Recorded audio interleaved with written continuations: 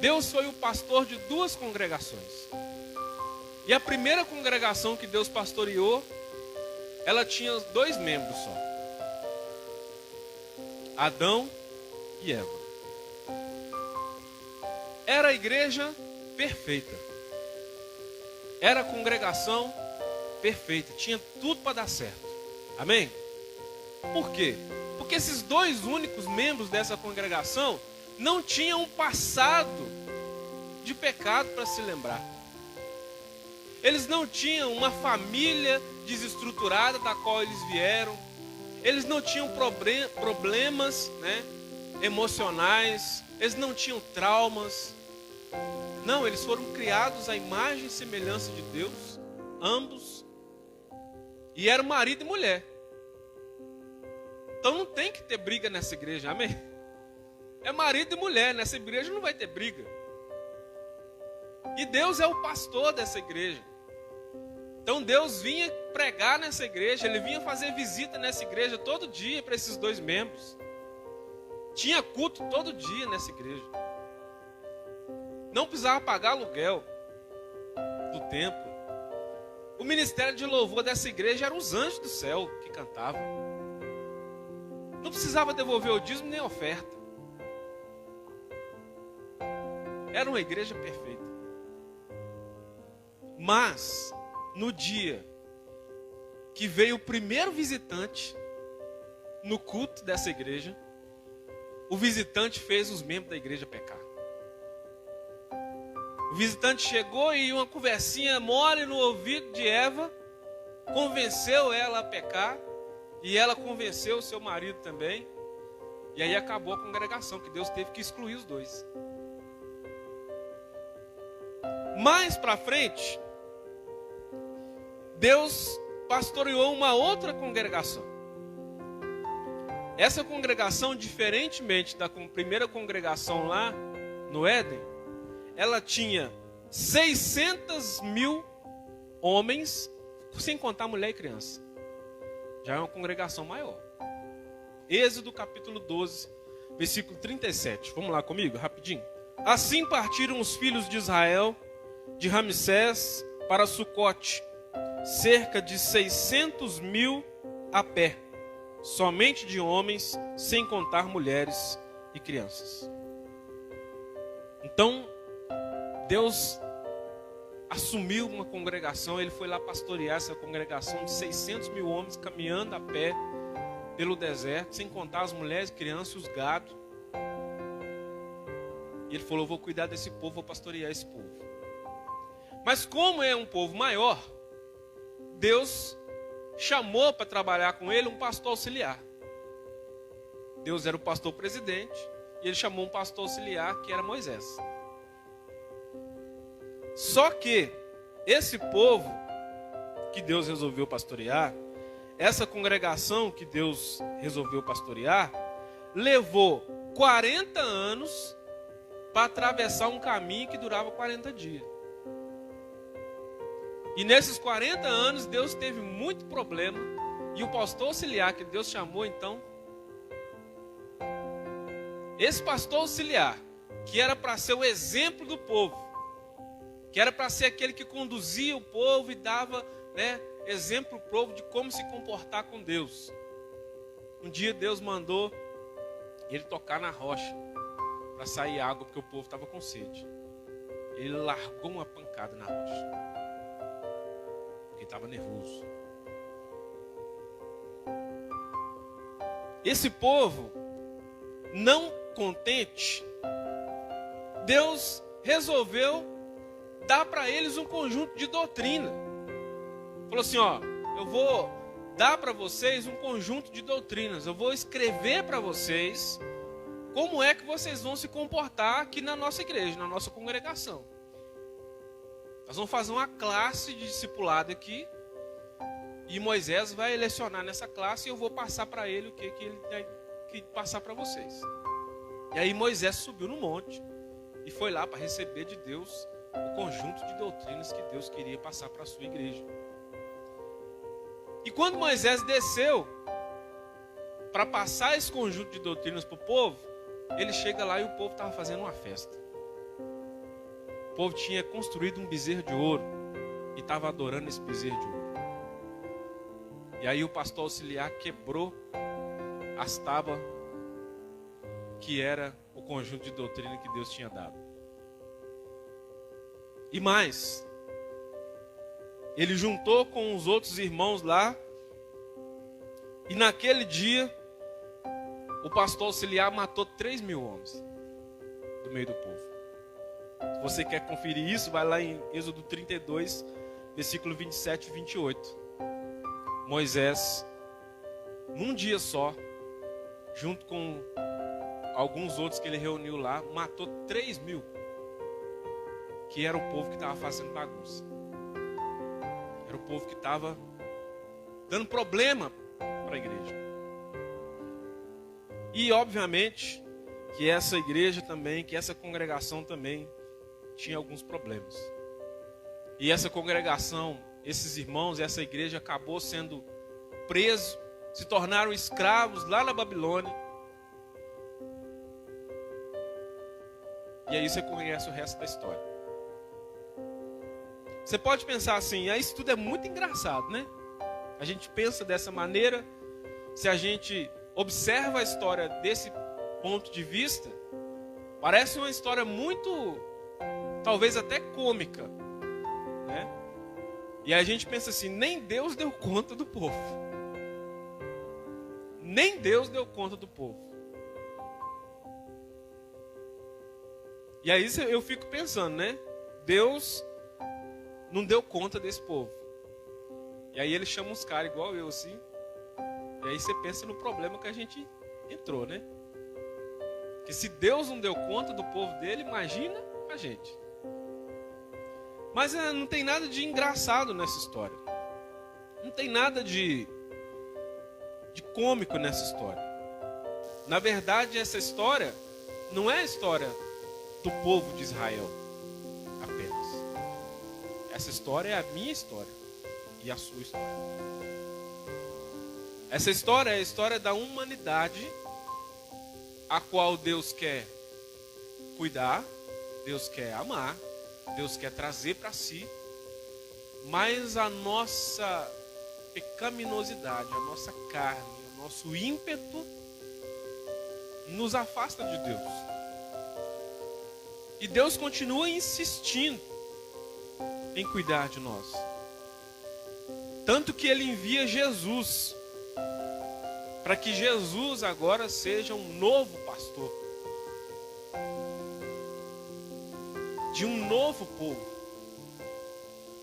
Não mais apenas uma nação, não mais apenas 600.000, mas agora o mundo inteiro. E todos aqueles que creem no nome de Jesus e o recebem como Senhor. Nas outras ilustrações que eu fiz aqui, que eu coloquei, Deus como o pastor e Adão e Eva primeiramente, depois o povo de Israel como a igreja que Deus pastoreia, é diferente do povo que Jesus vem pastorear. Por que é diferente, pastor? É diferente porque Jesus, ele vem pastorear, mas ele também vem entregar-se. Ele vem dar a própria vida em favor desse povo. Justamente por quê? Porque esse povo não é capaz de andar com Deus com as suas próprias pernas. Esse povo não é capaz de viver a santidade que Deus espera a partir das suas próprias forças. Isso se aplica a mim, isso se aplica a cada um de nós. Nós não somos capazes em momento algum de caminhar com Deus com as nossas próprias pernas. Nós não somos capazes de andar com Deus e manter a nossa vida de santidade com Deus se a gente depender das nossas próprias forças.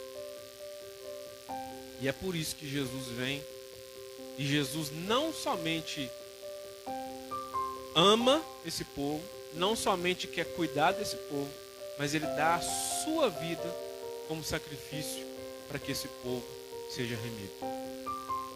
Romanos capítulo 3, versículo 23, um texto que acredito que todos nós conhecemos, diz para nós que todos pecaram e carecem da glória de Deus. Então Adão e Eva pecou, sim, pecou. O povo de Israel pecou. Tantos outros ao longo da história da igreja pecaram, erraram, falharam. Sim, muitos. Se a gente for contar aqui a história de todas as pessoas que pecaram, que falharam, que erraram com Deus, a gente vai passar a noite inteira aqui citando nomes e mais nomes de homens e mulheres que em algum momento pecaram e erraram com Deus. Então eu quero citar só um. Davi. Um homem que a gente olha para ele e muitos de nós falam assim: eu queria ser como Davi. Eu queria ter a coragem de Davi para enfrentar o gigante, o Golias da minha vida, assim como Davi enfrentou o Golias, o gigante, na vida dele. Eu queria ter a capacidade que Davi tinha de escrever salmos e de cantar e de adorar a Deus como a gente vê ele adorando, cantando, escrevendo, como a gente vê nos Salmos, no livro dos Salmos. Mas quando chega no momento em que Davi peca, ninguém quer ser como Davi, né? Ninguém quer ser como Davi. Mas foi justamente no momento em que Davi pecou, foi justamente no momento em que Davi é confrontado com o seu pecado, que a partir disso, ele é chamado homem segundo o coração de Deus. Davi não foi chamado homem segundo o coração de Deus porque ele ganhou muitas guerras, porque ele matou o gigante Golias, porque ele conquistou muitas terras, porque ele foi o maior rei de Israel, que expandiu o terreno de Israel, expandiu o povo, expandiu o reinado. Não foi por isso que Davi foi chamado um homem segundo o coração de Deus, não. Davi foi chamado homem segundo o coração de Deus, porque quando foi confrontado com o pecado, quando ele percebeu, quando ele caiu em si, que ele tinha errado, que ele tinha falhado miseravelmente diante de Deus, ele se prostra, ele se arrepende e ele escreve o Salmo 51. E eu quero ler com você rapidinho o Salmo 51. Compadece-te de mim, ó Deus, segundo a tua benignidade e segundo a multidão das tuas misericórdias. Apaga as minhas transgressões. Lava-me completamente da minha iniquidade e purifica-me do meu pecado. Pois eu conheço as minhas transgressões e o meu pecado está sempre diante de mim. Pequei contra ti somente, e fiz o que é mal perante os teus olhos. De maneira que serás tido por justo no teu falar e puro no teu julgar. Eu nasci na iniquidade, e em pecado me concebeu minha mãe. Eis que te comprazes na verdade, no íntimo e no recôndito me faz reconhecer a sabedoria. Purifica-me com hisopo, e ficarei limpo. Lava-me e ficarei mais alvo que a neve. Faze-me ouvir o júbilo e a alegria, para que exultem os ossos que esmagaste. Esconde o teu rosto dos meus pecados e apaga todas as minhas iniquidades. Cria em mim, ó Deus, um coração puro e renova dentro de mim um espírito inabalável. Não me repulses da tua presença, nem retires o teu Espírito Santo. Restitui-me a alegria da tua salvação e sustenta-me com um espírito voluntário.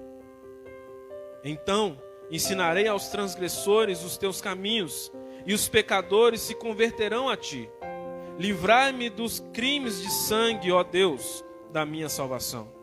E a minha língua exaltará a tua justiça. Abre, Senhor, os meus lábios, e a minha boca manifestará os teus louvores. Pois não te comprazes em sacrifícios, do contrário, eu vos daria. E não te agradas de holocaustos. Sacrifícios agradáveis a Deus são um espírito quebrantado coração compungido e contrito, não desprezarás, ó Deus.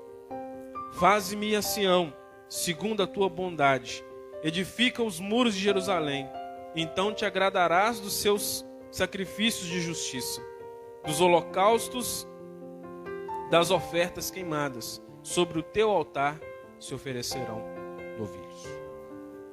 Amém? O que a gente constata a partir de tudo isso que a gente viu até aqui é que nenhum de nós, absolutamente nenhum de nós, está isento de pecado, de erro, de falha. E é exatamente por isso que Deus se propõe a cuidar de nós. É por isso que Deus visitava Adão e Eva todos os dias lá na congregação do Éden. E quando eles pecaram, Deus, da mesma maneira, chegou lá naquele dia e Deus fez uma pergunta retórica. Deus disse: Adão, onde estás? E Adão respondeu: Senhor, eu ouvi a sua voz e me escondi, porque eu tive vergonha, que eu estava nu. E aí Deus vira para ele e fala assim: mas quem te falou que você estava nu? Por acaso você comeu do fruto que eu te falei que não era para comer? E aí Adão faz o quê? Ao invés de Adão dizer assim: Senhor, pequei contra ti somente pequei, como Davi fez. Não, Adão fez o quê? A mulher que o Senhor me deu, ela é que fez isso. E aí Deus vai lá em Eva: Eva, como assim, Eva? Você comeu do fruto que eu disse que não era para comer? E ela: Senhor, a serpente miserável me enganou e eu comi. E a serpente só não jogou a culpa em mais ninguém porque não tinha ninguém para jogar. Porque se tivesse, ela tinha jogado a culpa em outra pessoa. Mas a gente faz a mesma coisa. Cada um de nós age da mesma maneira. Quando nós pecamos, quando nós erramos, muitas vezes nós não tomamos a mesma atitude de Davi, que é dizer: Senhor, pequei contra o Senhor somente pequei. Não olhe para mim iniquidade, eu nasci em pecado me concebeu minha mãe. Não tira de mim teu Espírito Santo. Tem misericórdia de mim, Senhor, porque eu sou um pecador. Tem misericórdia de mim.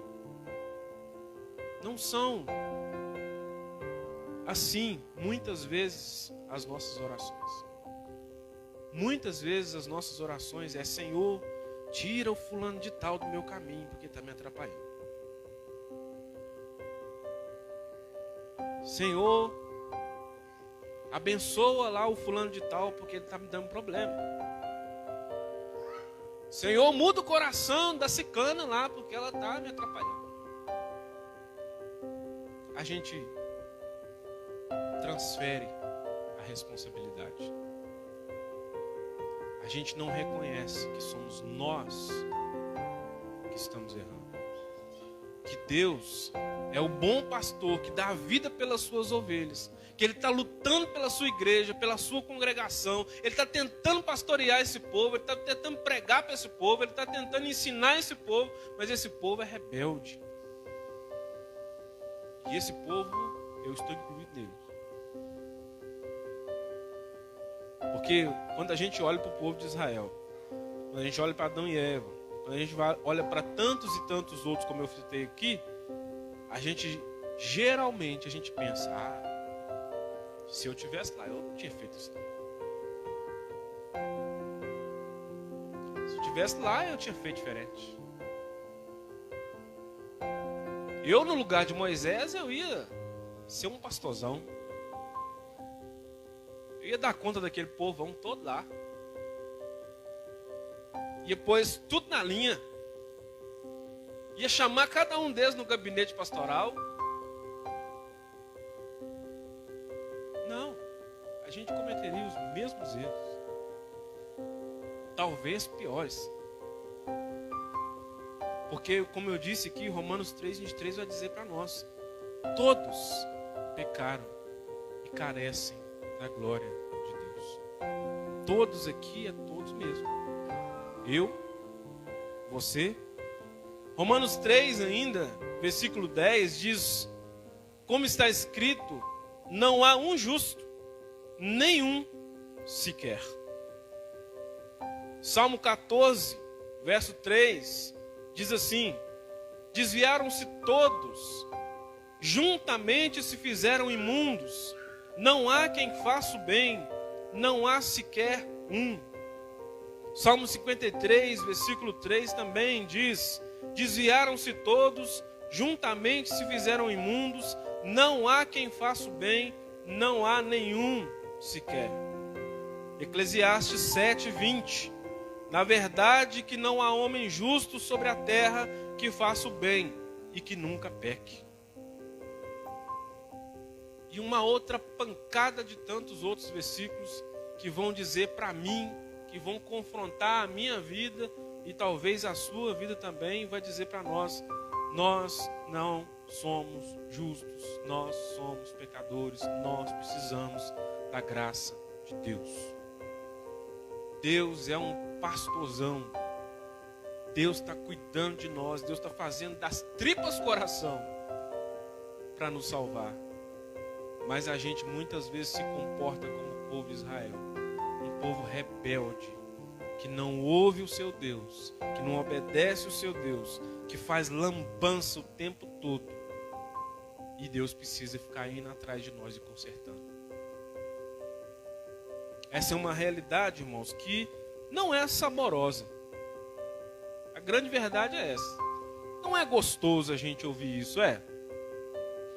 Não é gostoso eu saber que eu sou pecador e que não mereço a graça de Deus e que é Deus quem está o tempo todo exercendo misericórdia sobre a minha vida para que eu continue vivo.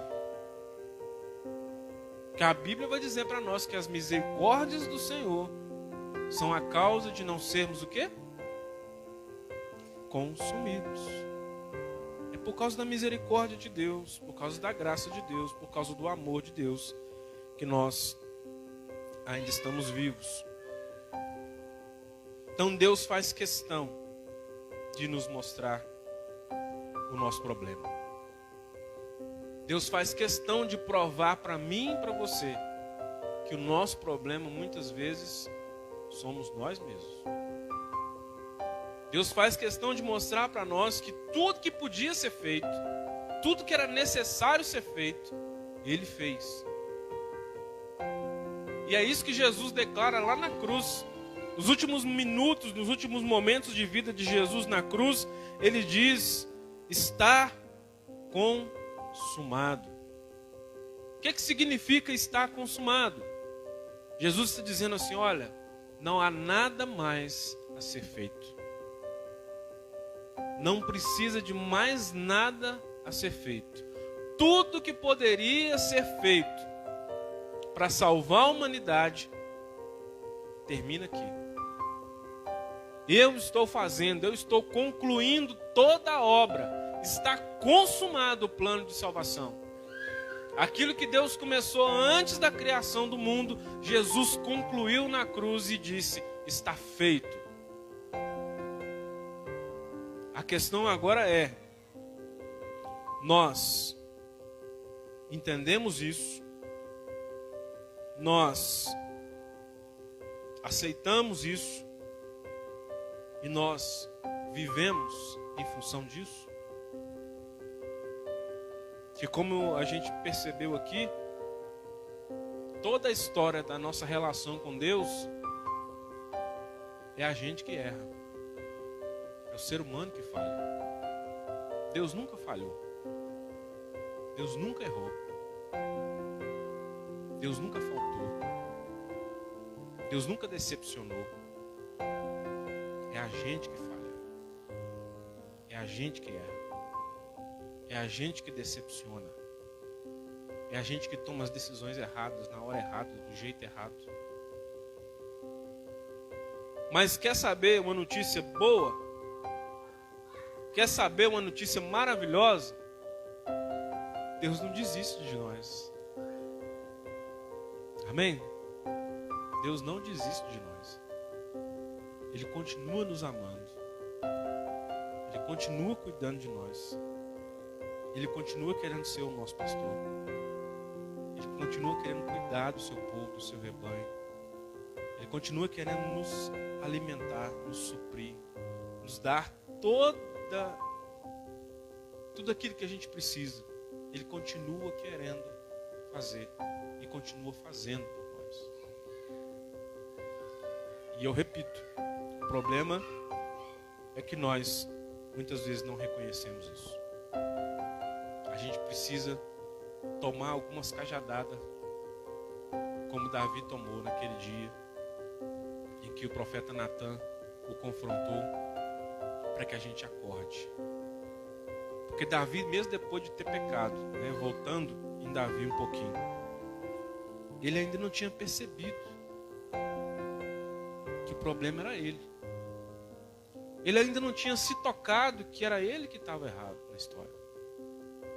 E aí o profeta Natan, sabiamente dirigido pelo Espírito Santo de Deus, chega para Davi, você deve conhecer a história, e ele chega para Davi e fala: Davi, preciso te contar um negócio. Tem um camarada aí no meio do povo, que ele tem um rebanho de muitas e muitas e muitas ovelhas. E ele resolveu fazer um churrasco. E você acredita que ele foi lá na casa do vizinho e pegou a única ovelha que o vizinho tinha para fazer o churrasco? Ele tinha um rebanho de ovelhas. O vizinho só tinha um. Ele foi lá e matou a ovelha do vizinho para fazer o churrasco, você acredita? E aí Davi levanta e fala assim: esse cara tem que morrer. Quem que é esse cara? Fala para mim. Eu vou atrás desse cara tem que morrer, não pode fazer isso não, mãe. E aí o profeta Natan fala assim: esse cara é você, Davi.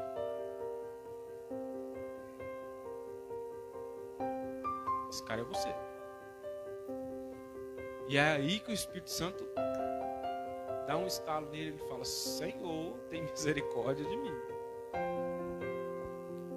Muitas vezes, irmãos, é disso que a gente precisa na nossa vida. De um estalo do Espírito Santo na nossa vida para a gente acordar. Porque a gente fica indignado, muitas vezes, com o erro dos outros. A gente ouve algumas coisas e a gente fala: não é possível que o camarada fez um negócio desse. Como? Que é possível a pessoa ser desse jeito, viver dessa forma? E lá no fundo a gente está vivendo parecido.